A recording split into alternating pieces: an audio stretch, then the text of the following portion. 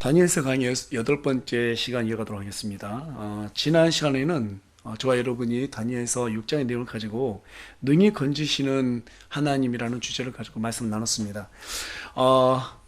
지난 시간 거 잠깐 복습해보면 벨사살이 죽었습니다. 그리고 바빌론은 메대와 페르시아에게 함락을 당하게 됩니다. 이때 바빌론은 메대 출신이었던 다리오가 통치하게 되는데, 다리오는 갈대아 그 지역의 왕이 되자마자 두 가지를 결심하게 돼요. 첫 번째는 120명의 통치자를 세우고, 또 다니엘을 3명의 총리 가운데서 첫째 가는 자리로 임명을 하게 됩니다. 뿐만 아니라 그에게 모든 영토를 갖다가 다스리게 하려는 그러한 계획을 세우게 됩니다. 그리고 두 번째는 자신의 왕권을 강화하기 위해서 30일 동안 왕 외에 신이나 사람을 섬기는 자는 모두 다 사자굴로 던져서 사형에 처하겠다고 하는 그러한 법을 갖다가 세우게 되죠. 하지만 이 두 계획 중에서 두 번째는 뭐 괜찮아요. 그런데 첫 번째 계획이 뭐였어요? 다니엘을 총리로 세운다는 것도 이 메데 페르시아 입장에서 이해를 할 수 없는 상황인데, 지금 이 다니엘을 갖다가 첫째 총리로 세운다는 거예요. 이거에 대해서 상당히 못마땅해 할 수밖에 없었겠죠. 그래서 다니엘을 반대하는 사람들이 다니엘에게 어떤 허물이 있는가 이렇게 찾아봤는데, 허물이 있었어요, 없었어요? 없었어요. 전혀 없었어요. 예.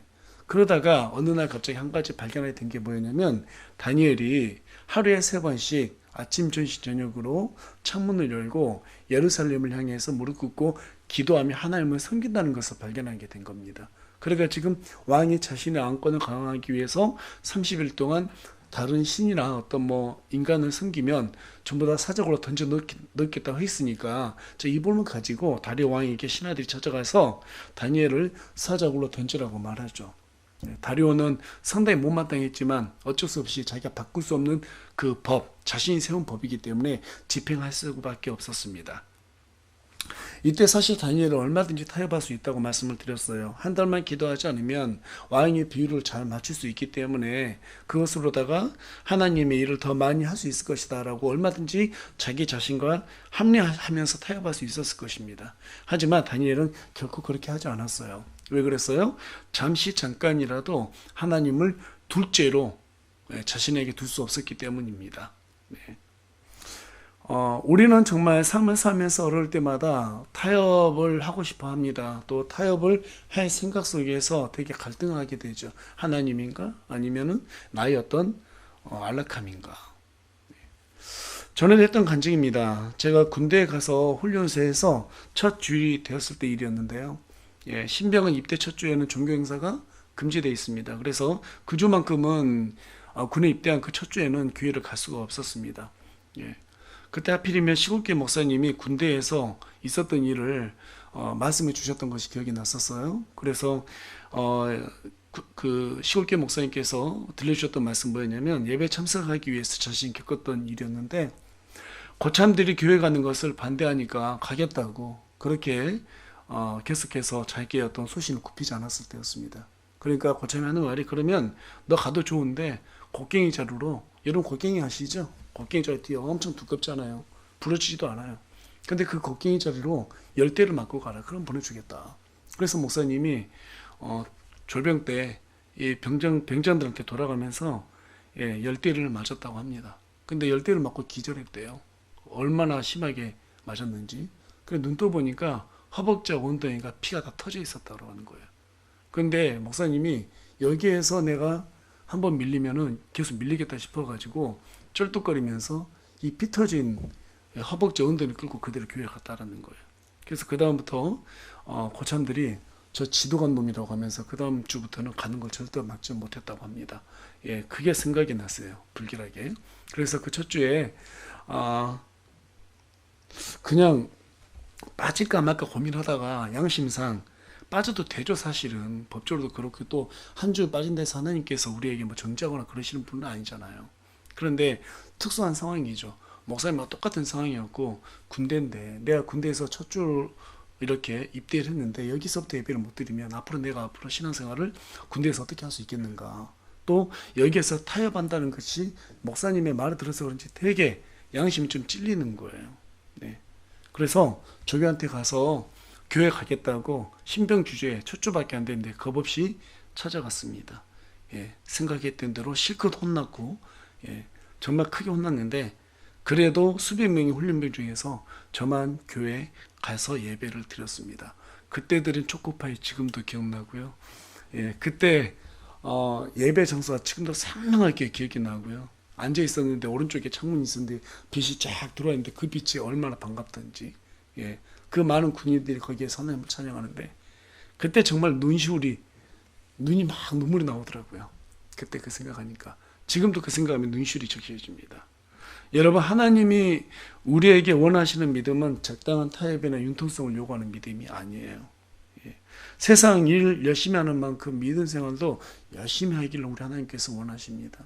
지식으로 아는 신앙은 타협과 융통성을 발휘해야 된다고 자기 타협으로 이어지지만 정말 하나님을 인격적으로 만난 믿음은 그렇게 하지 않습니다. 행동으로 결실을 드러냅니다. 그렇게 살아내는 우리 세움을 증거에게 모든 성도들이 되기를 간절히 소망합니다. 예, 우리가 다니엘서 지난주에 그 6장 같은 경우에는 마지막 때가 되면 이 다리오가 신을 섬기면 사적으로 던지는 모습이 나오잖아요. 예, 이 세상의 마지막 때에도 그런 일이 생긴다는 것을 우리에게 보여주고 있는 그런 밑그림이에요.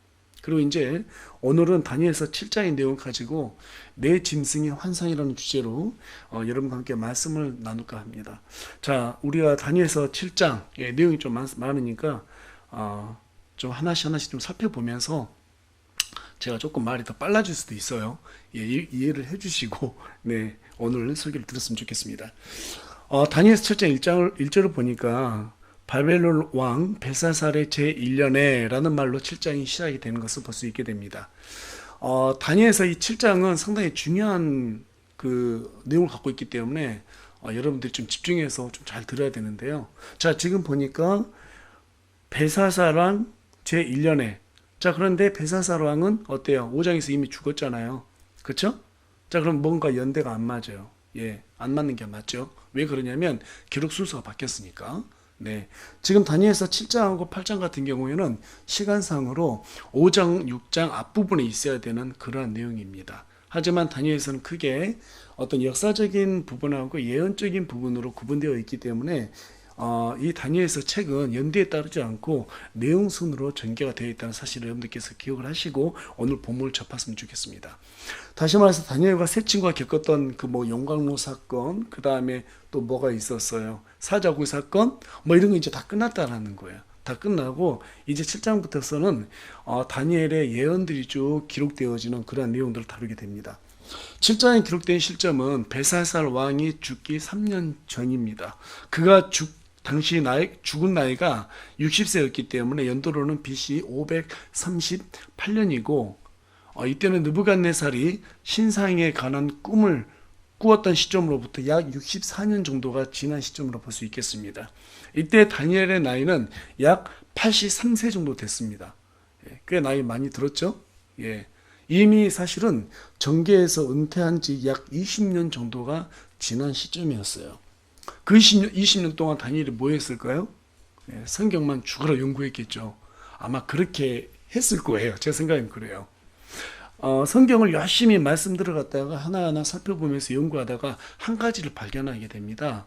그 내용이 뭐냐면 다니엘서 9장 2절 말씀인데 다니엘서 9장 2절 말씀 우리 다 같이 한 목소리로 읽어보도록 하겠습니다. 다니엘서 9장 2절입니다. 시작. 그의 통치 제1년에 나 다니엘이 책들을 통하여 주의 말씀이 대언자 예레미야에게 임하사 알려주신 그 횟수를 깨닫되 곧 그분께서 예루살렘이 항폐한 가운데 70년을 채우시라는 것을 깨달으니라. 자, 다니엘이 지금 보니까 예레미야를 통해서 하나님께서 말씀하신 내용, 바빌론 포로 생활로부터 약 70년을 채운 다음에 어떻게 된다? 다시 예루살렘으로 귀환하게 될 것이다 라는 그런 내용들을 지금 이 다니엘이 발견하게 된 거예요. 말씀을 연구하다가. 여러분, 이스라엘이 605년경에 바빌론 포로로 끌려왔기 때문에 이 시점하고 계산해 보게 되면 딱 3년만 지나면 포로 생활이 끝난다는 것을 이제 다니엘이 깨닫게 됩니다. 그래서 하나님은 이제 이스라엘이 앞으로 어떻게 될 것인지에 대해서 보여주고자 다니엘에게 환상을 통해서 계시해 주는데 그 내용이 이제 이 7장부터 쭉 기록이 되는 거예요. 예. 앞으로의 세상이 어떻게 변해갈 것이고 또 하나님의 경륜이 어떻게 이 세상 가운데 임하게 될 건지 이제 이거에 대해서 쭉 예언이 되어 있습니다. 특별히 오늘 살펴볼 다니엘서 7장에 기록된 이 환상에는 다니엘 환상에는 세 가지 내용이 담겨져 있어요. 첫 번째는 내 짐승과 적그리스도의 왕국에 대한 그러한 계시가 담겨져 있고 그 다음에 두 번째는 이 적그리스도의 왕국을 심판하신다는 그러한 내용을 담고 있는 계시가 있고요. 또 세 번째는 마침내 이 땅에 세워질 하나님의 왕국에 관한 계시가 담겨져 있습니다. 네. 이것을 여러분께서 염두에 두시고 오늘 말씀을 이렇게 접하면 좋을 것 같은데요. 자, 다니엘서 7장 이제 2절하고 3절에 가서 보니까 2절 보니까요. 다니엘이 말해 이르되 내가 밤의 환상 속에서 보는데 보라 하늘에 뭐가 있다고 말하고 있어요? 내 바람이 있다고 말합니다. 그리고 그것들이 대해 위에서 다투더라 이렇게 말을 해요. 그리고 3절 보니까 또 서로 다른 큰 짐승 넷이 그 바다에서 올라왔더라 이렇게 말하고 있는데 여기에서 말하는 이 대해라는 것은 큰 바다를 말하는데 이스라엘의 서쪽에 있는 큰 바다 뭐예요? 지중해죠. 이 지중해를 의미하는 거예요. 예. 그러니까 이 지중해의 근처에 있는 지역을 두고 여기에서 말하는 내 바람이라고 하는 것은 네 개의 나라를 의미합니다. 근데 지금 3절은 내 짐승이라고 말하고 있죠. 그런데 17절 한번 가서 봐보세요. 다니엘서 7장 17절 이 네 큰 짐승은 땅에서 일어날 내 왕이니라 이렇게 말하고 있어요. 그러니까 네 개의 바람이라는 것은 네 개의 왕국을 뜻한다는 것을 우리가 알 수 있죠. 이 왕국들에 관해서 이미 다니엘서 2장에 느부갓네살이 꿈에서 봤던 그 신상에 관한 내용으로 우리는 이미 다 알고 있습니다. 어떻게 앞으로 세워질 갈지도 이미 다 하나님께서 다니엘서 2장 기록 통해서 우리에게 보여주었어요. 예. 자, 복습해 보면 큰 신상이 있었죠. 그 머리는 뭘로 돼 있었죠? 금으로 돼 있었어요. 금은 어떤 나라를 상징한다고요? 바빌론을 상징한다고 그랬죠. 예, 바벨론 또는 그 왕이었던 느부갓네살 상징한다라고 우리가 그렇게 알 수 있었고요. 그 다음에 두 번째는 가슴과 팔이었습니다. 이것은 은으로 되어 있었습니다. 이것은 메데 페르시아라는 것을 우리가 역사 기록을 통해서 충분히 알 수 있고요. 또 세 번째는 뭐였어요? 배와 넓적다리였죠. 이것은 역사적으로 우리가 볼 때 그리스라는 것을 알 수 있습니다. 그리스. 그 다음에 두 다리는 쇠로 되어 있다고 그랬습니다. 이것은 로마 제국인데 로마 제국이 나중에 어떻게 되죠? 동로마와 소로마로 구분이 되죠. 예, 그리스를 중심으로 하는 동방 종교가 있고 그 다음에 로마를 중심으로 하는 로마 캐톨릭, 로마 캐톨릭 이렇게 그리스 로마 제국이 그리스의 로마 제국이라는 것을 알 수 있습니다. 그 다음에 또 이제 밑에를 보니까 두 발은 새와 진흙으로 구분이 되어 있죠. 네, 새와 진흙으로 구분되어 있는데 지금 PPT 띄워놨는데요. 보시면은 그것은 적그리스도의 왕국이라는 것을 알 수 있게 됩니다. 자, 이런 큰 신상을 통해서 우리가 뭘 알 수 있었어요? 갈수록 이 세상의 왕국은 쇠퇴해 간다라는 것을 알 수 있다고 그랬죠. 네. 자, 그런데 7장에서는 세상 왕국의 변천을 지금 이 큰 신상처럼 어떤 금, 은, 어떤 물질로 보여주는 것이 아니라 이제는 짐승으로 보여주고 있어요. 예. 이 짐승들에 관해서 계시록 13장 1절하고 18절에 가서 보니까 적그리스도를 상징한다는 사실을 알 수 있게 됩니다. 무엇을 상징한다고요? 예, 적그리스도를 상징한다. 네. 결국 2장하고 7장은 같은 내용을 담고 있어요. 그런데 차이가 있다라면 2장에서는 적그리스도의 왕국에 관한 설명이 없어요. 그런데 7장에서는 그것을 자세히 다루고 있는 거예요. 자세히 다루고 있어요. 먼저 이것을 자세히 이해하려면 이 짐승들에 대해서 좀 알아볼 필요가 있는데 그 내용이 1절부터 이제 8절까지 쭉 설명이 되어 있습니다. 기록이 되어 있는데요. 자, 4절 보겠습니다. 4절 보니까 첫째 짐승이 나와 있는데요. 첫째 짐승은 독수리의 날개를 가진 사자다 이렇게 말하고 있어요. 독수리의 날개를 가진 사자다. 자, 이 왕국은 신상의 금머리에 해당하는 바빌론인데 성경은 바빌론에 대해서 사자와 독수리로 표현하고 있어요. 예레미야서 4장 7절 그리고 13절, 하박국서 1장 8절에 가서 보면 이 바빌론을 갖다가 사자와 독수리로 표현한 것을 봤을 때 이 바빌론이 바로 어떻다? 사자, 그 독수리의 날개를 가진 사자라는 것을 알 수 있게 됩니다. 예. 자, 그뿐만 아니라 이제 또 이제 사절 보니까 또 그 짐승이 땅에서 들려 사람과 같이 두 발로 섰게 되었으며 또 사람의 마음이 그 짐승에게 주어졌더라 이렇게 말하고 있습니다. 여러분 다니엘서 4장 16절하고 32절에 가서 보면 느부갓네살이 7년 동안 어떻게 돼요? 짐승처럼 살게 된 그런 내용이 나오겠죠. 그렇죠? 예, 4장 16절 한번 봐볼까요? 자, 읽겠습니다. 그의 마음을 바꾸어 사람의 마음과 같지 아니하게 하고 짐승의 마음을 그에게 주며 7대가 그 위로 지나가게 하라. 예. 그리고 또 다니엘서 4장 32절 가서 보니까 그들이 너를 사람에게서 몰아내리니 내 거처가 들의 짐승들과 함께 있을 것이요 그들이 너로 하여금 소처럼 푸른 먹게 하리라. 7대가 내 위로 지나간 뒤에야 비로소 내가 지극히 높으신 이가 사람들의 왕국에서 다스리시며 자기 뜻대로 그것을 누구에게도 주는지 주시는 줄을 알리라 하네. 자, 이렇게 돼 있어요. 그러니까 지금 느부갓네살 7년 동안 짐승처럼 살게 되는 그 모습은 환란기 때 적그리스도가 사람의 모습으로 나타나서 이 땅을 통치하게 될 것이다. 다시 말해서 적그리스도의 왕국을 예표하고 있다는 것을 알 수 있게 됩니다. 예, 계속해서 본문 5절도 가서 보면 둘째 짐승에 대해서 나와 있는데 또 보라 다른 짐승 곧 둘째 짐승은 뭐와 같다고 말하고 있어요? 예, 곰과 같다 이렇게 말하고 있습니다. 자, 이 짐승이 2장의 음과 순과 팔에 해당하는 메데 페르시아 왕국이라는 것을 우리가 알 수 있게 되는데 다니엘서 7장에 다니엘이 첫 해 꿈의 환상을 보고 난 다음에 3년 지납니다. 그리고 3년 지난 다음에 다시 한번 또 환상을 보게 돼요. 그 내용이 바로 다니엘서 8장이에요. 8장이 다음 장인데 첫 해 때 본 이후로 3년 지난 시점에서 다니엘이 환상을 볼 때 이 다니엘이 두 번째 환상을 볼 때는 첫 번째 꿈에서 본 짐승이 이 곰이었는데 8장에서는 숫양으로 보게 되는 거예요. 예, 그래서 8장은 두 뿔을 가진 숫양으로 표현하고 있는데요. 8장 3절 한번 보겠습니다. 예. 자, 읽어볼게요. 그때 내가 눈을 들어보니 보라 강 안에 두 뿔을 가진 숫양 한 마리가 서 있는데 그 두 뿔이 길더라. 그러나 한 뿔이 다른 뿔보다 길었고 그 긴 것은 나중에 났더라. 자, 이렇게 기록하고 있습니다. 자, 그러니까 여기 보면은 곰이 어떻게 됐어요?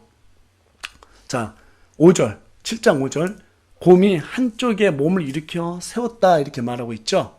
예, 그 말을 그리고 8장 3절도 가서 보니까 한 뿔이 다른 뿔보다 길었다 이렇게 말하고 있습니다. 그러니까 지금 뭔가 한쪽으로 기울였다라는 것을 좀 보여주고 있는 거예요. 자, 이런 것들을 봤을 때 아마도 메데 페르시아 연합국 중에서 페르시아가 메데보다 강하다라는 것을 지금 보여주고 있는 것으로 그렇게 풀이가 됩니다. 예. 또 뿐만 아니라 지금 계속해서 보니까 자기의 이빨 사이에 갈빗대에 셋을 물었더라. 예. 갈빗대에 셋을 물었더라. 그들이 그 짐승에 이같이 이르기를 일어나서 많은 고기를 먹어 치우라 하더라. 지금 이렇게 지금 기록이 되어 있는데 곰이 갈빗대에 셋을 물었어요. 예. 이건 뭐냐면 메데 페르시아가 우리 역사적으로 볼 때 루디아하고 이집트하고 바빌론을 정복시키죠. 그것을 성경이 지금 계시하고 있는 겁니다. 예. 그리고 이제 셋째 짐승에 대해서 우리가 알아볼 텐데, 자, 그 내용이 지금 6절에 기록되어 있죠. 예, 이 일 뒤에 내가 보니 보라 다른 짐승 곧 표범과 같은 것이 있는데 그것의 등에는 날짐승의 날개 넷이 있었고, 자, 지금 표범이 있어요. 근데 표범에 날개 몇 개 달렸다고요? 지금 4개가 달렸다는 거예요. 이것은 2장에서 배와 두 넙적다리에 해당하는 왕국인 그리스라는 것을 알 수 있게 되는데, 자, 이 내용을 그대로 좀 더 살펴보기 위해서 8장 8절로 한번 가보겠습니다. 이제, 자, 8장 8절로 가서 보니까 3년이 지난 뒤에 다니엘이 다시 보니까 이게 다르게 보이는 거예요. 자, 8절 그러므로 그 숫 염소가 심히 크게 되더니, 자, 8장에서는 뭘로 지금 보이고 있어요? 8장에서는 표범이 아니라 숫 염소로 보이고 있죠. 예. 힘이 크게 되더니 그가 강성할 때 그 큰 뿔이 꺾이고 그것 대신 두드러진 뿔 넷이 하늘의 네 바람을 향해 나서 올라오더라. 지금 이렇게 말하고 있습니다. 그런데 여기서 순염소는 어떤 사람이냐? 어떤 사람이에요. 자, 21절 가서 볼까요? 8장 21절. 거친 숫염소는 누구라고 지금 말하고 있어요? 그리스의 왕이다. 여러분, 그 당시 그리스 왕이 누구였어요? 예, 알렉산더 대제였죠?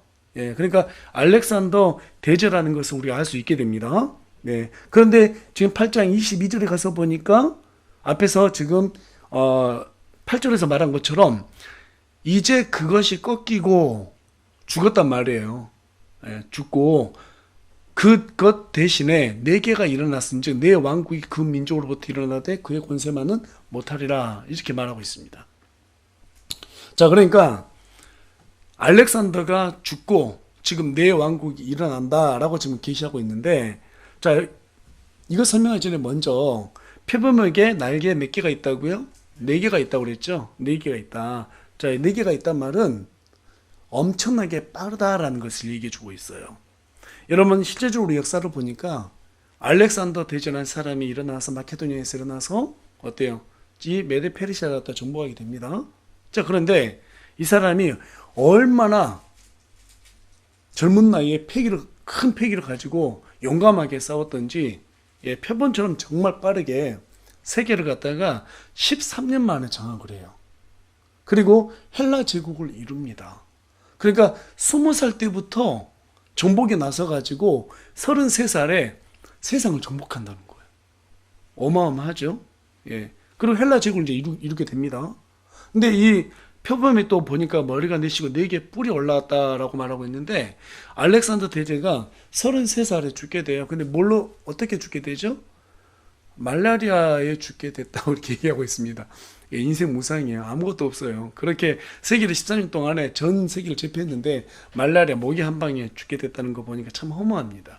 자, 그런데 이 헬라 제국이 4개로 분할될 것을 지금 여기서 성경에서 예언하고 있는데, 실제로 알렉산더 대제가 죽고 리시마코스, 카산드라, 셀레코스, 그 다음에 프톨레오마이오스에 의해서 이 그리스가 4개로 분할이 되어 통치가 되죠. 그것을 우리가 역사 기록을 통해서 성경이 예언한 게 이루어졌음을 확인할 수 있게 됩니다. 예. 성경은 이미 모든 것을 다 예언해놨어요. 우리는 그 역사를 통해서 맞는지 안 맞는지 확인만 해보면 됩니다. 그런데 놀랍게도 이 모든 나라가 다 이루어지고 있다는 사실이에요. 자, 이제 7절하고 8절에 가서 보면 넷째 짐승에 대해서 말하고 있는데요. 자, 7절하고 8절 보겠습니다. 이 일 뒤에 내가 밤의 환상들 속에서 보는데, 보라, 넷째 짐승은 두렵고 무서우며 힘이 강하고 또 큰 새 이빨을 가지고 있어서 삼키며 산산조각 내고 그 나머지를 자기 발로 짓밟았더라. 그 짐승 그 전에 있던 모든 짐승과 다르고 또 10뿔을 가졌더라. 그러니까 지금 넷째 짐승은 앞에 봤던 사자, 곰, 표범하고 좀 달라요.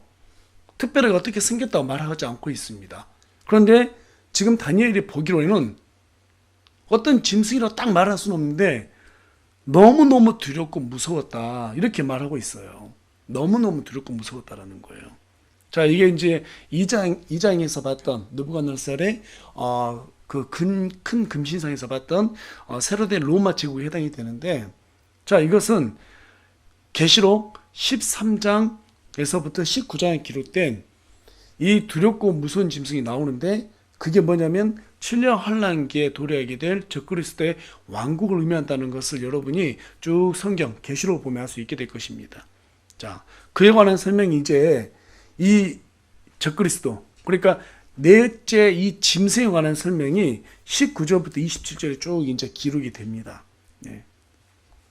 자, 넷째 짐승에 대해서 어떻게 말하는가? 19절 보겠습니다. 19절. 그때 내가 넷째 짐승의 진실을 알고자 했는데, 넷째 짐승에 대한 진실을 이제 다니엘이 보고 어떻게 해요? 기록하는 거예요. 근데 지금 첫째 짐승, 둘째 짐승, 셋째 짐승에 대해서는 진실에 대해서 얘기 안 하거든요. 그런데 왜 하필이면 넷째 짐승이 와서 내가 그 짐승에 대해서 꼭 진실을 말해야겠다, 이렇게 말을 했을까요? 예, 우리 다 같이 이 짐승의 모습이 어떻게 생겼는지가 자세히 기록된 게 계시록에 나와 있는데, 우리 다 같이 요한계시록 13장 2절로 가보겠습니다. 13장 2절입니다. 우리 다 같이 한 목소리로 읽어볼까요? 시작. 내가 본 그 짐승은 표범과 비슷하고 그의 발은 곰의 발 같으며 그의 입은 사자의 입 같은데 영이 자기의 권능과 자기의 자리와 큰 권세를 그에게 주었더라. 자, 그러니까 넷째 짐승이 어떻게 생겼다는 거예요? 표범과 곰과 사자 있죠. 이 세 개의 연합된 모습이라는 거예요. 이 세 개가 연합된 모습으로 지금 다니엘에게 사도 요한한테 보여줬다라는 거예요.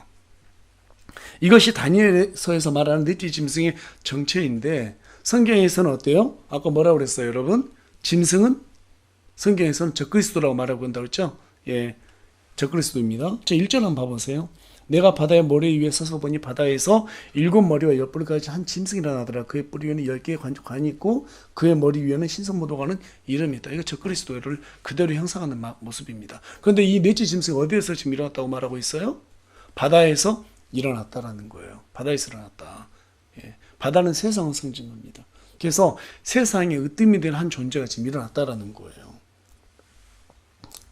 자, 그래서 지금 15절부터 27절까지 환상에 관한 기록이 쭉 지금 우리 다니엘서 7장 15절부터 27절까지 쭉 기록이 되어 있는데 여기에서 첫째부터 셋째 짐승에 관한 해석이 있어요, 없어요? 지금 보니까 없죠? 15절부터 27절까지는 없어요.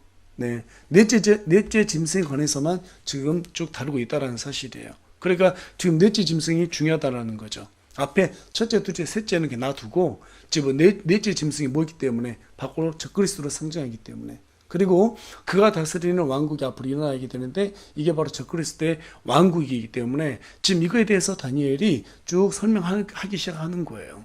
그래서 앞에 있는 세 짐승에 대해서 언급하지 않고 있는 것입니다. 예.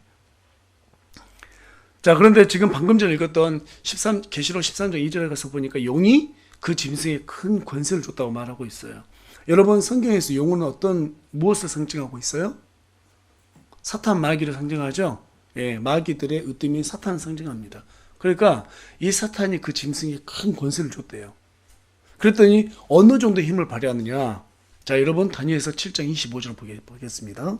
자, 25절 말씀 중요하니까 우리 다 같이 한 목소리 읽어보겠습니다. 시작. 또 그가 지극히 높은 이를 대적하라고 엄청난 말들을 하며, 자, 지금 보니까 하나님을 대적한다는 거죠. 영이 그에게 권세를 주니까 하나님에게 대적한다고 말하고 있어요. 또 계속해서 읽겠습니다. 시작. 지극히 높으신 이의 성도들을 지치게 하고 또 때와 법을 바꾸려고 생각할 것이며 그들은 한 때와 두 때와 반 때까지 그의 손에 주어지리라. 예. 이들이 보니까 이제 하나님을 대적하고 성도들을 대적하고 이 세상을 자기 마음대로 막 주무르겠다라는 생각 가질 만큼, 네, 그런 계획을 세울 만큼 상당히 강하더라는 거예요. 그런데 이제 지금 20절을 가서 보니까 20절 가서 보니까 그 짐승에는 10뿔이 있다라고 말하고 있습니다. 또 솟아난 다른 뿔이 있다고 말하고 있어요. 그것 앞에서 이 다른 뿔이 나오니까 이 세 개가 다 넘어졌다고 말하고 있습니다. 네, 그 다른 뿔은 적 그리스도를 의미합니다. 그는 24절에 나오는 새 왕을 갖다가 정복한 짐승으로 표현되고 있습니다. 그러니까 앞에 있었던 사자와 같은 곰과 같은 표범과 같은 그 나라들을 갖다가 꺾고 새로운 복합체로서 나타난 큰 짐승으로 지금 표현되고 있다는 사실이죠. 그런데 먼저 어떤 사자와 곰과 표범과는 다른 모습을 가지고 있어요. 네. 그런데 이 짐승은 또 10뿔이 있다고 방금 전에 우리가 봤는데 다니엘서 지금 20장 24절에 지금 기록되어 있죠. 또 뿐만 아니라 조금 전에 봤던 계시록 13장 1절에도 10뿔이 기록되고 있습니다. 예, 10뿔은 어떤 거냐면 우리가 다니엘서 2장에서 봤던 느부갓네살의 큰 신상에 나타난 10발가락과도 같습니다. 그러니까 이것을 굳이 반복해서 말하는 것은 이 때가 앞으로의 마지막 때가 어땠더라? 뭔가 10개의 어떤 나라하고 관련이 있다라는 거예요. 그 때가. 네. 그 때를 갖다 설명 중에서 이 열이라는 숫자를 갖다가 지금 강조하고 있다는 사실입니다. 이것은 마지막 때 일어날 10개의 나라로 구성된 연방 국가로 추정이 됩니다. 그리고 그곳에서 지금 여기 나타난 다른 뿔 또는 이제 계시록에서는 작은 뿔로 표현되고 있는데 이 작은 뿔로 표현된 적 그리스도가 그 연방 국가에서 일어날 것이다 라고 지금 성경이 예언을 하고 있는 거예요. 네. 자, 여러분, 지금까지 우리가 지금 신약시대에 살면서 다니엘의 예언이 지금 다 이루어진 것을 정말 소름 돋게끔, 그쵸? 역사를 통해서 알 수 있죠. 그럼 앞으로도 이것도 맞을까 안 맞을까요? 예, 맞을 수밖에 없어요. 이래서 성경이 정말 신비한 거예요. 그러니까 많은 사람들이, 안 믿는 사람들은 다니엘서만큼 나중에 기록된 거다 자꾸 이렇게 얘기한단 말이에요. 아니에요. 예. 이미 다니엘서는 지금부터 2600년께 이미 다 기록이 됐던 것이 여러 사본들을 통해서 지금 또 밝혀지고 있습니다. 네. 사람들은 이 적그리스도의 왕국이 어떤 곳이냐, 아마 유럽이 아니겠냐 이렇게 지금 추정을 하고 있습니다. 지금 유럽이 어떻게 해요? 하나로 연합이 되고 있잖아요. 그렇죠? 그 근거가 무엇인가 하면 계시록 17장 3절 때문에 그렇습니다. 우리 다 같이 계시록 17장 3절 말씀 보도록 하겠습니다. 네. 한 목소리 읽어보도록 하겠습니다. 시작. 이처럼 영 안에서 나를 광야로 데리고 가니라. 내가 보니 한 여자가 신성모독한 이름들로 가득하고 7머리에 10뿔을 가진 주홍색 짐승 위에 앉았더라. 자, 짐승 위에 올라탄 모습을 지금 여기 다니엘서 17장 3절에서 기록하고 있습니다. 예. 그 짐승 위에 올라탄 여자가 음녀입니다. 음녀인데 이 음녀는 종교를 하나로 단일화시켜서 짐승을 돕는 그러한 존재예요. 그런데 이런 연합은 소 위에 올라탄 여자를 갖다가 자신들의 심볼로 지금 삼고 있어요. PPT 좀 올려주겠어요? 예. 이 그림인데요. 자, 보면 어때요? 예. 소가 있고 그 소 위에 여자가 지금 올라타 있죠? 그렇죠? 예. 자, 이 그림이 유럽의 심볼이 된 이유가 그리스 로마 신화에서 제우스가 오이로파라고 하는 여인을 갖다가 겁탈하게 되는 그런 내용이 나오게 되는데, 겁탈당한 여자 이름이 오이로파, 그 이름을 따서 유럽이다 이제 이렇게 불렸다고 하는데요. 아마 그래서 그들의 심벌이 이런 소 위에 올라탄 음녀의 심벌을 갖다가 가지고 있다고 보여지는데, 자, 그렇다면 여기에서의 짐승은 우리가 지금 봤던 4개, 그러니까 사자나 그다음에 표범이나 곰, 이런 모습이 아니잖아요. 지금 소잖아요. 그렇죠? 그런데 왜 소일까? 지금 짐승이 그렇게 보이지 않은데 왜 소일까? 자, 여러분, 소와 지금 현재 이 짐승은 무슨 관계가 있는가? 자, 이것이 성경이 우리에게 알려주고 있는 것은 에스겔서입니다. 자, 우리가 다 같이 에스겔서 1장 10절로 한번 가보겠습니다. 여러분, 에스겔서 1장 10절로 가게 되면은 얼굴들이 나와요. 얼굴들. 자, 4개 얼굴이 나오는데 우리 10절 말씀 다 같이 한 목소리 읽어보겠습니다. 시작. 그들의 얼굴 모습으로 말하건대 그들 넷이 사람의 얼굴과 오른쪽으로 사자 얼굴을 가졌으며 또 왼쪽으로 소의 얼굴을 가졌고 또 독수리의 얼굴을 가졌더라. 자, 이거는 지금 현재 그룹의 얼굴의 모습이에요. 여러분, 그룹 하면 떠오르는 게 누구예요? 루시퍼죠?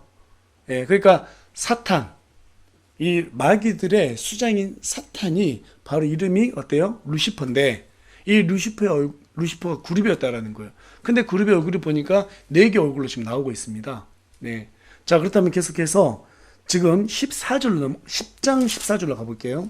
에스겔서 10장 14절입니다. 방금 전에 우리가 봤던 얼굴이 뭐였어요? 사람의 얼굴, 사자의 얼굴, 소의 얼굴, 독수리 얼굴이 4개 있었습니다. 자, 그러면 이번에는 어떤 얼굴이 또 에스겔서 10장 14절에 기록되어 있는가? 다 같이 읽어보겠습니다. 시작. 그들이 각각 4 얼굴을 가졌는데 첫째 얼굴은 그룹의 얼굴이요, 둘째 얼굴은 사람의 얼굴이며 셋째는 사자 얼굴이요, 넷째는 독수리의 얼굴이더라. 자, 지금 보니까 방금 전 우리가 봤을 때 뭐가 있었어요? 사람의 얼굴, 그 다음에 그 독수리 얼굴, 사자의 얼굴, 소의 얼굴 이렇게 있었죠? 근데 지금 여기 에스겔서 10장 14절에는 다른 것들은 다 있는데 뭐가 빠졌어요? 소의 얼굴만 지금 빠졌죠. 그러니까 그 소의 얼굴이 누구의 얼굴이라고 지금 말하고 있어요? 그룹의 얼굴이라고 말하고 있어요. 근데 그 그룹이 누구라고 그랬어요? 루시퍼라고 그랬죠.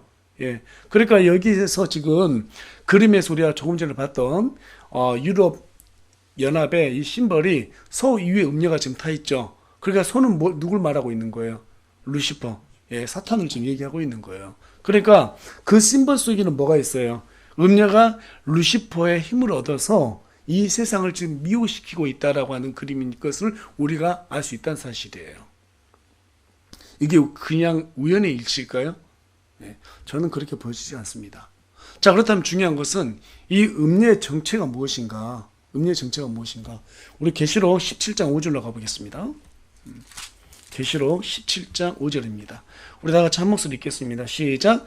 그녀의 이마에 한 이름이 기록되어 있었는데 신비라 큰 바벨론이라 땅의 창녀들과 가증한 것들의 어미라 하였더라. 예. 여러분, 거대 바벨론은 망했습니다. 그리고 다시 신바벨론이 세워졌지만 신바벨론도 어때요? 메드 페르시아에 의해서 망했습니다. 그럼에도 불구하고 이 바벨론에서 만들어진 종교는 여전히 살아있다라는 거예요. 지금 이 시간도 살아있고 마지막 때까지 어때요? 이들은 일을 한다라는 것입니다. 그런데 이 바벨론 종교가 뭐라고 그랬습니까? 태양신, 하늘의 여왕을 숭배하는 그런 여러 가지 정말 잡탕, 그렇죠? 그런 미신들을 만들어내는 근본이 되고 있는 거예요. 여기에서 모든 종교가 다 나온 거예요. 여기에서. 카톨릭도 여기에서 나온 거예요. 그러니까 카톨릭이 지금 그들이 숭배하고 있는 우상 중에 뭐가 있어요? 성모 마리아라고 있죠. 그 아기 안고 있는 모습이 있죠. 근데 실제로 이게 성모 마리아라고 했어요? 아니죠. 세미라미스라고 하는 하늘의 여왕, 여왕, 하늘의 여왕을 말하는 신이다. 여신입니다. 여신. 네. 근데 여신이 온 세계 많아요. 미국에 가면 어떻게 돼요? 뭐 횃불 하나 들고 있죠. 예, 자유여신이죠. 또 여러분들 그 영화 중에 그 배급사 중에서 어떤 콜롬비아인가요? 하여튼 뭐 맞나요? 거기에 보니까 또 여신이 있는 걸 보이게 되죠. 네. 이들이 각 지역마다 시대마다 따라가지고 이름이 각각 다르게 불려왔습니다. 뭐 다이애나니, 나이키니, 그 다음에 뭐 하여튼간에 그런 여러 이름으로다가 아스타롯 뭐 그런 이름으로 많이 이렇게 변천되어 왔을 뿐입니다. 근데 지금 천주교에서는 그 여자를 지금 마리아다 이렇게 속이고 있는 거예요. 그냥 마리아가 아니에요. 세미라미스, 하늘의 여왕입니다. 그리고 안고 있는 그 아이는 담무스라고 그래서 태양신의 아들이다 이렇게 말하는 그러한 잘못된 그런 잡신입니다. 네. 그런데 이러한 것들이 결국은 어때요? 뭐 믿으면 복 받는다 어쩐다 하면서 그런 기복주의가 또 우리 교회 안에도 들어오게 되고 또 뿐만 아니라 지금은 전 세계에서도 이런 여러 가지 이런 바빌론 종교에 의해서 미신들이 전 세계로 퍼져가지고 지금 다 이런 신들 섬기고 있죠. 근데 결국에는 지금 어떤 일을 하고 있습니까? 모든 종교가 너무 많다 보니까 어차피 산 위로 올라가면 꼭대기에서 한 신을 섬기게 된다. 그래서 지금 WCC와 같은 그러한 기관들이 나타나가지고 어떻게 하고 있어요? 종교를 하나로 단일화시키고 있죠. 예, 그 일을 지금 누가 앞장서서 하고 있어요? 로마 카톨릭이 좀 하고 있는 거예요. 네. 음료는 종교 단일화를 통해서 하나님을 대적하고 적그리스도에게 도움을 줍니다. 그리고 적그리스도는 정치를 갖다가 하나로 좀 단일화시키려고 하고 있습니다. 네. 그래서 이 적그리스도와 음료의 협력으로 이 세상의 정치와 종교는 하나로 앞으로 단일화될 것이에요. 단일화되면 이제 어떻게 돼요? 종교는 필요해요, 안 필요해요? 필요하지 않죠. 예. 여러분, 루시퍼가요, 이 사탄이 되게 시기심이 많은 존재예요. 시기심이 되게 많습니다. 우리 인간은 죄를 지어도 우리 그리스도의 피로 인해 가지고 다시 죄산 받을 수 있잖아요. 그런데 어때요? 사탄과 마귀는 한 번 죄를 지은 걸로 용서를 못 받아요. 그거에 대해서 우리 인간은 상당히 시기하고 있습니다. 또 사탄은 자기가 경배받기 위해서 어떻게 합니까? 하나님을 욕되게 하기 위해서 사람들을 우상으로 숭배하게 만들어요. 근데 여러분 자세히 봐보세요. 전 세계에서 유명했던 뭐 팝스타들, 영화 배우들, 그쵸? 정치인들 한번 봐보세요. 잘 나갔던 사람들 다 죽었죠? 끝이 안 좋아요. 그들을 상당히 시기하는 것 같아요. 나중에 자기보다 더 숭배받고 있는 존재를 갖다가 어떻게 할까요? 죽일 거란 말이에요. 가만두지 않을 거예요. 그래야지 자기가 직접적으로 높임을 받을 거니까. 나중에 이런 종교가 하나로 단일화되면 그때는 이 음료는 필요 없게 됩니다. 자, 그렇게 되면 어떻게 될까요? 지금 17장 펴놨기 때문에 16절 한번 읽겠습니다. 예. 요한계시록 17장 16절입니다. 네. 다시 읽겠습니다. 시작. 내가 본 열불 곧 짐승 위에 있는 이것들이 그 음료를 미워하여 황폐하게 하고 버거벗게 하며 그녀의 살을 먹고 그녀를 어떻게 한다고요? 불로 태우리라. 예. 나중에 죽인다는 거예요. 버림받게 된다는 겁니다. 환란기 때 종교는 오직 이 적그리스도 짐승을 숭배하는 것으로 대체가 될 것이기 때문입니다. 그것만을 숭배해야 되기 때문에 그래요. 많은 사람들이 앞서 본 소를 탄 이 음료에 관한 심벌, 이것 때문에 이 열불로 묘사된 적그리스도의 왕국을 유럽으로 사람들을 추정하고 있고요. 그리고 음료는 종교 단일화를 이루려고 그 중심에 서 있는 아마 로마 카톨릭 교황으로 그렇게 보는 견해가 많습니다. 물론 열불에 해당하는 적그리스도의 왕국이 유럽연합이 아닐 수도 있어요. 아닐 수도 있는데, 하지만 분명한 것은 다니엘의 환상을 통해서 우리가 알 수 있는 것은 적그리스도의 왕국은 반드시 로마 제국의 어떤 연장선상에 있는 나라여야 되는 것이고, 또 그 나라는 바빌론의 이 종교 문화를 갖다가 가지고 있는 나라여야 된다는 사실이죠. 자, 이제 마지막으로 다른 뿔 또는 작은 뿔로 묘사된 적그리스도는 구체적으로 어떤 존재이고 또 그가 앞으로 어떤 일을 하게 될 것인가, 그 부분에 대해서 알아보도록 하겠습니다. 자, 다니엘서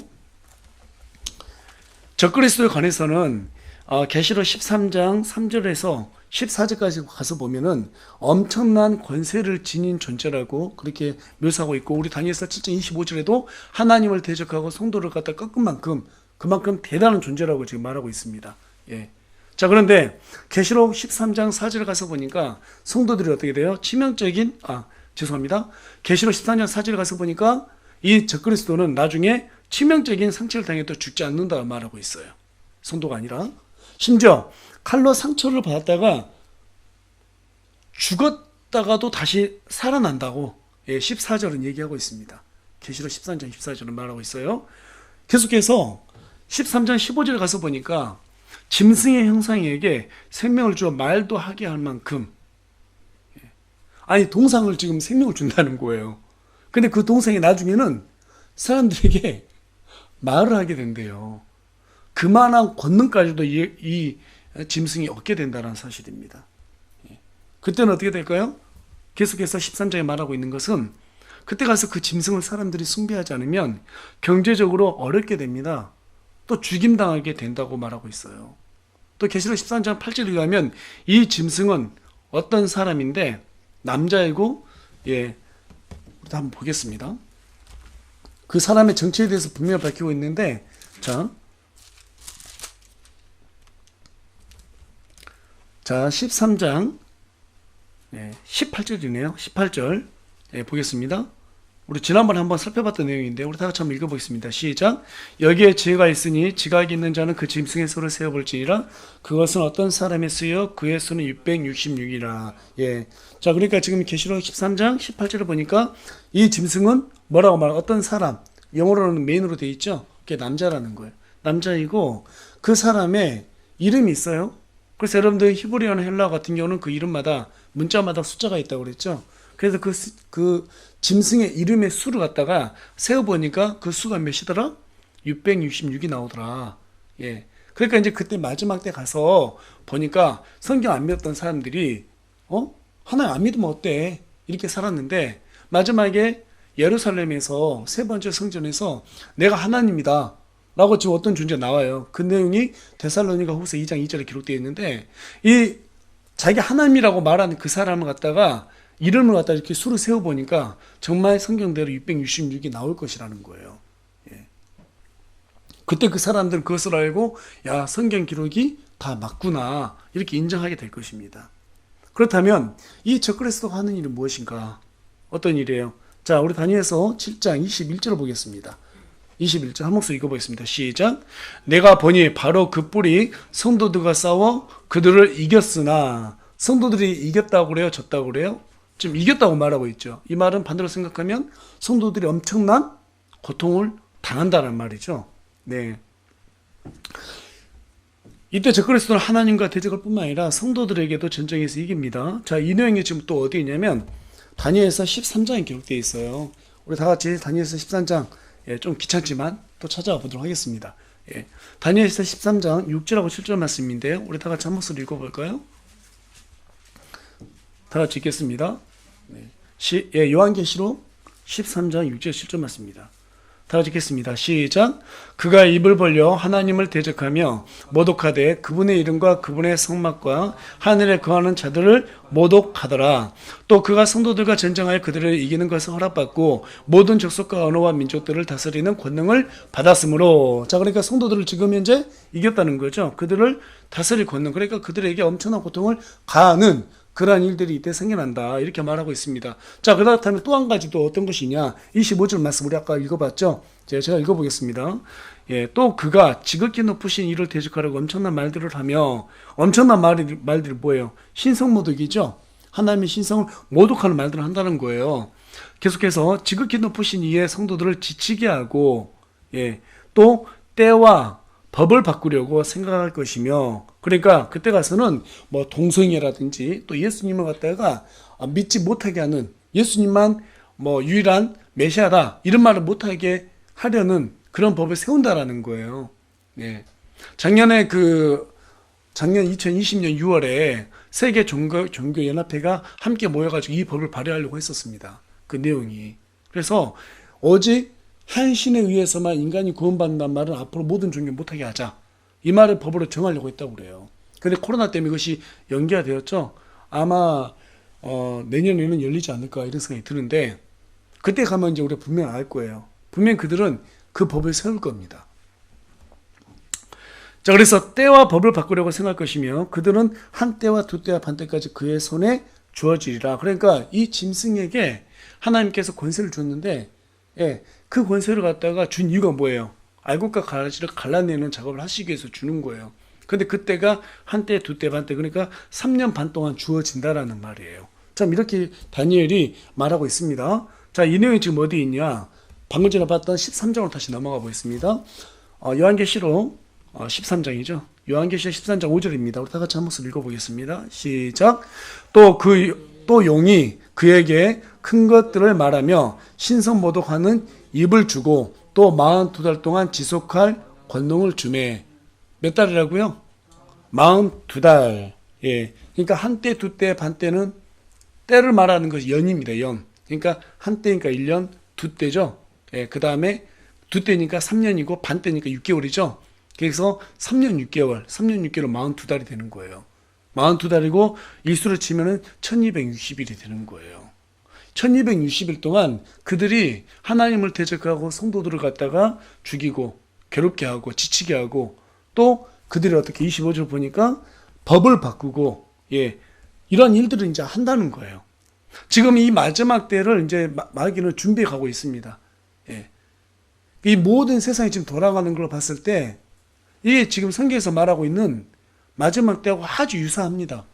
여러분, 어느 날 갑자기 환란기로 접어 들어가는 게 아니에요. 다 무르익어야 돼요. 마귀도 자기의 때가 다 무르익어가지고 손만 뻗으면 할 수 있는 그 시기 됐을 때, 이때 7년 환란기가 들어서는 거예요. 여러분, 근데 이제 중요한 건 뭡니까? 그때 우리가 있어요, 없어요? 네, 그때도 있어요. 네, 죄송하지만 저는 없을 거예요. 저는 없을 거라고 확신합니다. 있다고 말하면 안 돼요. 예, 이 환란기 때에는 교회가 없습니다. 교회가 없어요. 많은 분들이 이 부분을 해석을 잘 못해가지고 교회가 환란기에 자꾸 들어간다 이렇게 얘기하는데, 그건 잘못된 거예요. 예. 이전에도 소개 때 여러 번 말씀드렸던 바와 같이 계시록을 잘못 이해하면 교회가 아주 고통스러워져요. 그러니까 극단적인 세대주의 종말론자들은 백투더 예루살렘. 그래서 한국이 영적 이스라엘이기 때문에 한국을 통해서 이스라엘까지 복음이 전파되는데, 이제 북한이 통일되고 중국 넘어서 러시아 넘어서 가게 될 것이다 막 이렇게 주장하는데, 이거 완전 성경 잘못 봐서 지금 엄한 짓 하고 있는 거예요. 지금 그럴 때가 아닙니다. 다 같이 우리 요한계시록 한번 가볼까요? 요한계시록, 예, 우리 3장으로 가봅니다. 예, 3장 22절 제일 마지막 절 한번 읽어볼게요. 요한계시록 3장 22절 제일 마지막 절 다 같이 읽겠습니다. 시작. 귀 있는 자는 성령께서 교회들에게 말씀하시는 것을 들을지어다. 자, 요한계시록 1장, 2장, 3장에서는 특히 2장과 3장에서 7교회를 소개하고 있어요. 그리고 교회들에게 말씀하신 것을 들을지다 이렇게 말하고 난 다음에 4장부터는 교회가 안 나온단 말이에요. 교회는 어떤 거예요? 믿는 자들, 성도들의 모임이죠. 저와 여러분이 교회란 말이에요. 근데 이 모임이 이제 안 나와요. 교회에 대해서 언급이 안 돼 있습니다. 그리고 4장 1절로 가볼까요? 4장 1절에 가서 보니까 이 일 뒤에 갑작스럽게 이렇게 얘기하고 있어요. 이 일 뒤에 내가 바라보니 보라 하늘에 뭐가 열려있다? 한 문이 열려있더라. 내가 들은 첫째 음성 곧 나팔소리 같이 내게 이야기하던 음성이 이르되 이리로 올라오라. 지금 무슨 일이 있었다는 거예요? 휴거가 있었다는 거예요. 그러니까 교회, 저와 여러분은 이 환난기를 통과해야 통과 안 해요? 통과하지 않습니다. 또 그리고 이 요한계시록은 다니엘하고 짝을 이루기 때문에 우리가 이해하는 게 상당히 중요한 건데요. 이 요한계시록에 기록된 이런 숫자들이라든지 날짜 이런 것들은 대부분 있는 그대로 바라보면 돼요. 있는 그대로 해석하면 됩니다. 14만 4천이면 14만 4천이고 지금 한때 두때 반때 하면 3년 반에 3년 반으로 해석을 하면 되는 거예요. 42달에서 42달이 되는 거예요. 이걸 뭐 상징적인 숫자로 막 풀고 이럴 필요가 없습니다. 하나님은 그렇게 복잡하게 우리에게 알려주고 있지 않아요. 계시록은 너무너무나 중요하기 때문에 어때요? 하나님께서 복잡하게 알려주지 않고 단순하게 이런 부분에 대해서는 실제 그 날짜를 알려주고 있단 말이에요. 물론 여러 상징이 있기 때문에 이해하기 참 어려운 것이 요한계시록입니다. 근데 날짜들까지도 우리가 자꾸 상징으로 풀어버리면 이 다니엘하고 계시록 이게 서로 짝이 안 맞게 돼요. 다시 한번 말씀드리지만 환난기 때는 교회는 없습니다. 이미 휴거되고 없는 때를 지금 현재 다니엘이 지금 얘기하고 있고 또 계시록이 막 이 부분을 그대로 받아가지고 설명해 주고 있는 거예요. 그들은 이제 남아있는 사람들은 어떤 사람이냐? 계시록에 기록된 이 사람들은 특별한 일이 아니면 유대인 성도들이라고 보시면 돼요. 유대인 성도들. 그들은 이제 남아가지고 고통을 당하게 됩니다. 고통을 당하게 되면서 성경을 보게 돼요.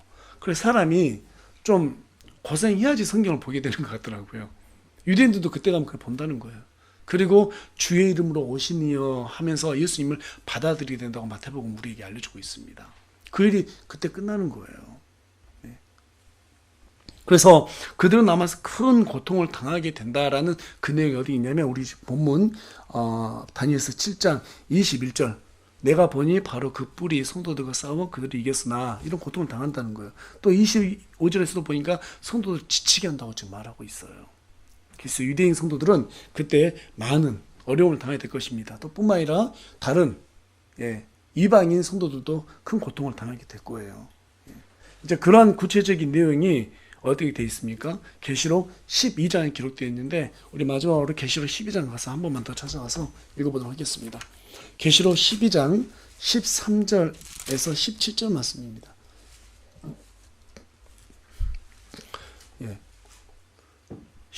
12장 13절 17절인데 제가 읽겠습니다. 영이 자기가 땅으로 쫓긴 것을 보고 사내 아이를 낳은 그 여자를 핍박하더라. 이 여자는 누구예요? 이스라엘이죠? 여자 이스라엘 얘기하는 거예요. 그 여자가 큰 독수리의 두 날개를 받았으니 이것은 그녀가 광야 곧 그녀의 처소로 날아가 거기에서 그 뱀의 얼굴을 피하여 한 때와 두 때와 반때 동안 양육받게 함이더라. 여기에도 지금 보니까 3년 반에 대한 고통이 나오고 있습니다. 뱀이 자기 입에서 여자의 뒤로 물을 홍수같이 내뿜어 그녀를 홍수에 떠내려가게 하려 하되 그러니까 이스라엘을 괴롭힌다는 거예요. 땅이 여자를 도와 자기 입을 벌려 영이 그의 입에서 내뿜은 홍수로 삼키니 영이 여자에게 진노하여 그녀의 시중에서 남은 자들 곧 하나님의 명령을 지키고 예수 그리스도의 증언을 가진 자들과 전쟁하려고 가니라. 지금 다니엘서 21절에서도 성도들이 싸워서 그들에게 지게 되고 또 25절에서도 지치게 된다 이렇게 말하고 있어요. 자, 그런데 중요한 것은 다니엘서 7장 26절입니다. 26절에는 처음에 접속사가 뭘로 지금 쓰고 있어요? 그러나로 돼 있죠. 그러나는 어떻게 돼 있어요? 앞에하고 지금 다른 판도로 뭔가가 이어져 갈 것이라는 것을 암시해주고 있죠. 자, 우리 26절 한번 읽어봅니다. 시작.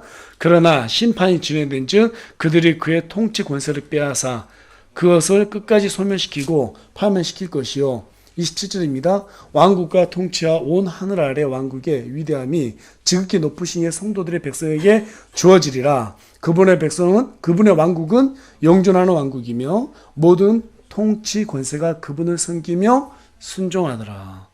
예수님께서 나중에 이 땅에 오셔서 그들을 심판한다는 거예요.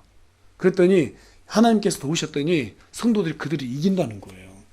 그 영과 싸워서 이긴다는 거예요. 마침내 하나님께서 나중에는 이 환란기에 있는 성도들을 통해서 그들을 물리치게 됩니다.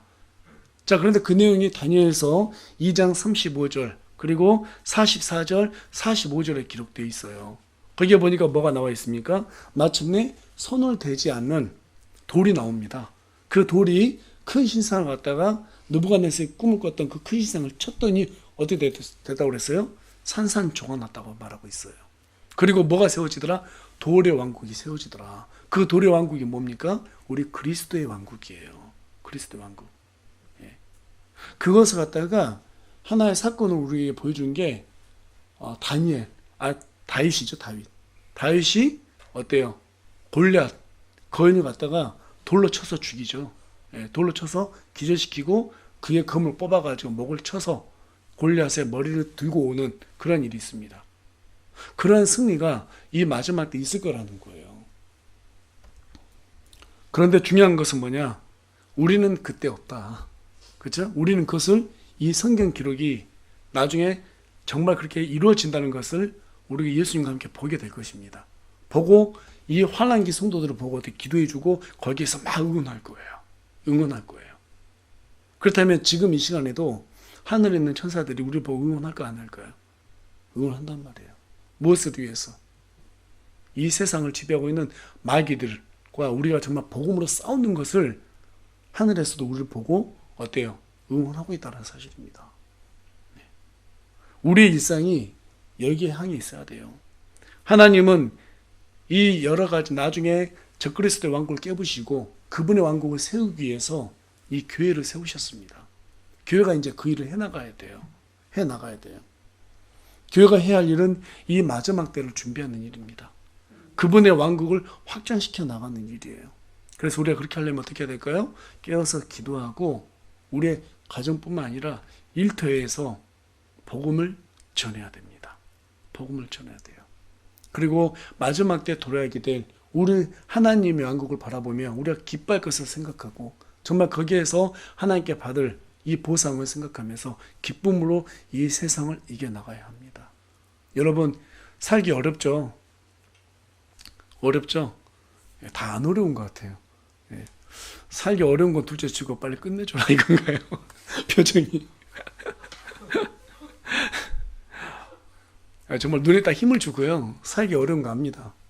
힘든 거 아는데 우리가 사는 이유도 그분의 영광을 위해서 사는 거예요. 그래서 직장에서 열심히 우리 일해서 돈 버는 것도 하나님의 영광을 위해서 버는 거고, 그렇죠? 우리가 정말 건강해서 어때요? 건강을 지켜야 되는 이유도 하나님의 복음을 위해서 건강을 지켜야 되는 거예요. 그래서 모든 것이 하나님께로부터 왔기 때문에 우리 하나님의 영광을 올려드리면서 늘 하나님께 정말 그런 기쁨이 되어드리는 저와 여러분이 되길 소망합니다. 지금 우리가 다니엘서 7장을 쭉 보면서 과거에 이루어져 왔던 모든 역사를 갖다가 우리가 지금 쭉 살펴봤어요. 우리가 정말 지금 이 시대 가운데서 그분의 모든 이 경륜이 이루어졌다는 것을 확인할 수 있고 또 앞으로 이루어질 것도 우리가 믿고 있습니다. 그래서 정말로 진지하게 이 마지막 때를 준비해가는 저와 여러분이 되길 간절히 소망합니다.